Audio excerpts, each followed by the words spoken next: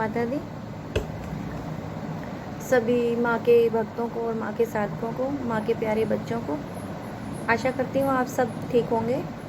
किसी कारणवश मैं इतना टाइम वीडियो नहीं डाल पाई, इसके लिए मुझे खेद है। बट आज मैं आपके सामने एक नई जानकारी लेकर उपस्थित हुई हूँ। तो चलिए शुरू करते हैं। माँ काली भक्तों के लिए कुछ कहना चाहूँगी, बताना चाहूँगी। पहले तो जो भी माँ काली के सेवा करना चाहते हैं या पूजा उपासना करना चाहते हैं, उनकी पूजा उपासना करने से पहले 4 बार सोचें। क्योंकि माँ काली जो हैं एक प्रचंड और उग्र साधना है। इनकी साधना जो होती है वो प्रचंड देवी हैं और उग्र साधना होती है इनकी, जो तांत्रिक लोग ज़्यादा इस्तेमाल करते हैं इसे। बट हम गृहस्थी में भी इसकी पूजा करते हैं, गृहस्थ लोग भी कर सकते हैं। पर ऐसा करने से पहले हमें कई बार सोचना होगा। बहुत ही सोच समझकर इनकी पूजा सेवा उठाएं, क्योंकि ये प्रचंड शक्ति हैं और क्रोध का रूप है। इनकी जो भी उपासना करते हैं, जो पूजा करते हैं, उन्हें क्रोध बहुत आता है, लेकिन बहुत ही जल्दी शांत भी हो जाता है। दूसरा, उन्हें कभी भी किसी के लिए, जो भक्त माँ की पूजा करते हैं, काली की उपासना करते हैं, वो लोग कभी किसी के लिए अपशब्द नहीं कह सकते। क्योंकि ये जीभा पर वास करती हैं।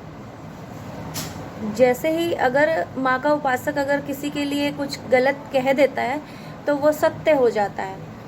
इसलिए इन लोगों को, जो माँ के काली भक्त हैं, उनको खासकर ये ध्यान रखना पड़ता है कि किसी के लिए भी कोई गलत वर्डिंग ना कही जाए।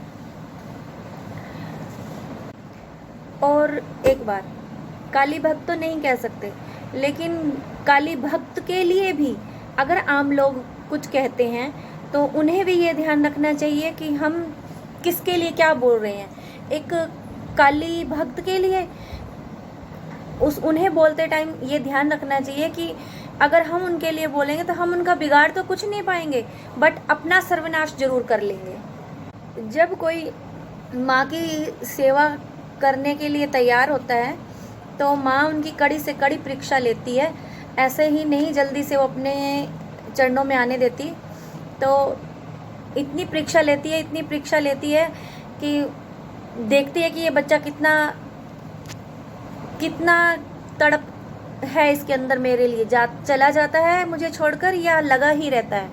तो माँ उन्हें परीक्षा में उतारकर, जो बच्चे परीक्षा से उतरकर उन्हें लोहे की तरह तपा देती है, अगर वो तप कर लोहे की तरह कड़ी परीक्षा से खरे उतर जाते हैं तो माँ उन्हें अपने चरणों में ले लेती है।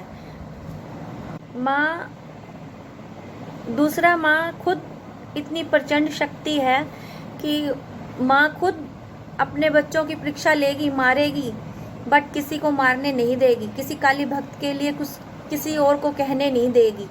माँ खुद इतनी प्रचंड शक्ति है तो वो अपने भक्त को कैसे कमज़ोर होने देगी। उनके लिए तो वो सदैव उनके साथ रहती है। इसलिए जो लोग माँ काली की सेवा से डरते हैं या नहीं करना चाहते, तो उन लोगों के लिए माँ कालका का शांत रूप है। आप माँ कालका की सेवा करें, वो बिल्कुल शांत रूप में रहती हैं, उन्हें कभी क्रोध नहीं आता। जब माँ का भक्त, कोई भी बच्चा साधक, जब माँ की परीक्षा में बिल्कुल खरा उतर जाता तो माँ उन्हें पूरी तरह से अपना लेती है।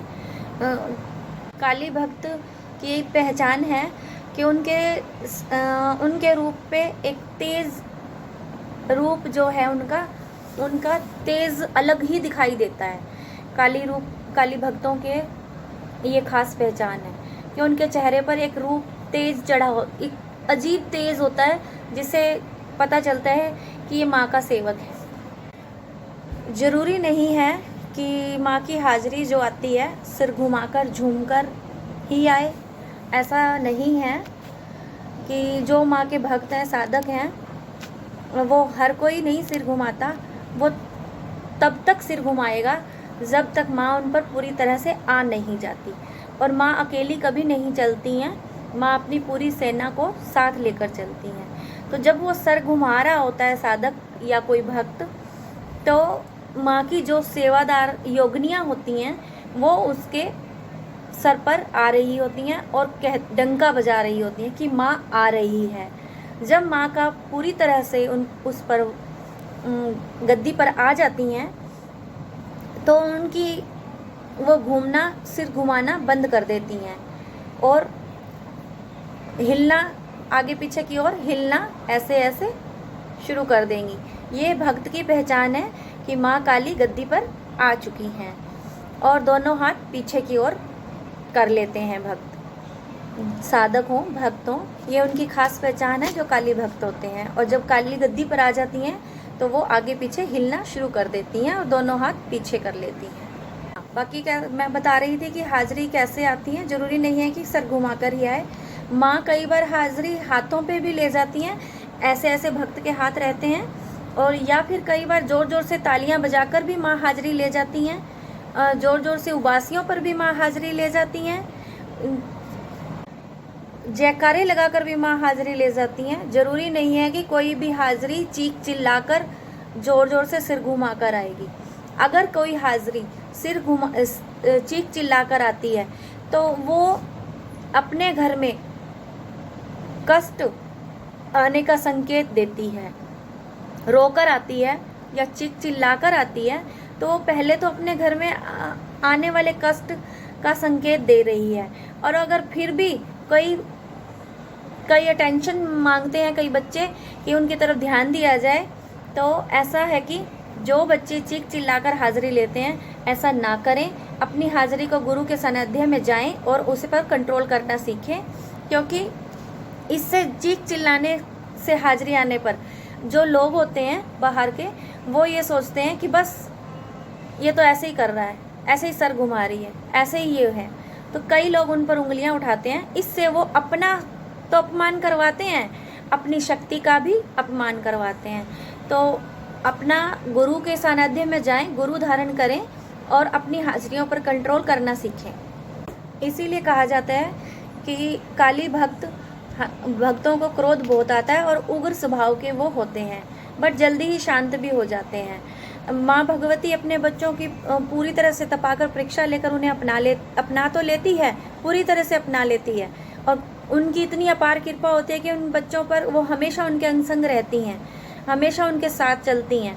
हर कष्ट को आने से पहले वो रोक लेती हैं, बता देती हैं उन्हें कि ये सब होने वाला है।